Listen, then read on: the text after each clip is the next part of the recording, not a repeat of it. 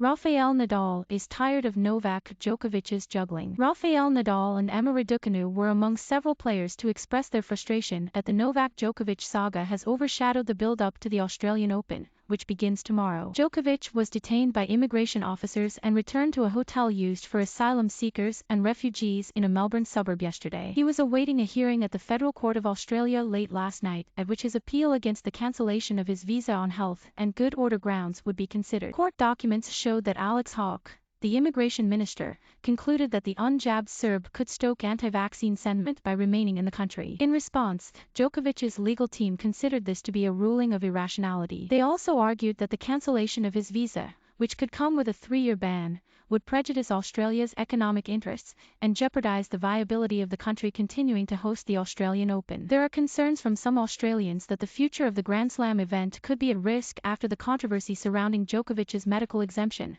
but Nadal thought otherwise. Novak Djokovic is one of the best players in history, Nadal said. But there is no one player in history that's more important than an event. The players stay and then go, and other players are coming. No one, even Roger, Novak, myself and Bjorn Borg. Tennis keeps going. Nadal, who is level with Djokovic on 20 Grand Slam titles, admitted that he is tired of the situation and made clear that he did not approve of the way in which his rival has handled himself. Asked if he believed that this would tarnish Djokovic's legacy, Nadal said, "I don't know. It's up to him, because I have zero to do. I wish him all the very best. I had a good relationship with him during all our career. But in this case there is a lot of questions that need to be answered. It will be good if everything is clarified soon. Everyone chooses his road. I respect him as a person, of course, and as an athlete, even if I am not agreeing with a lot of things that he did the last couple of weeks." Raducanu said that the drama has had a negative impact on the coverage of action from the various warm-up tournaments, such as Andy Murray's return to form at the Sydney Classic. "I feel like the situation has taken away from the great tennis that's been happening in Australia,"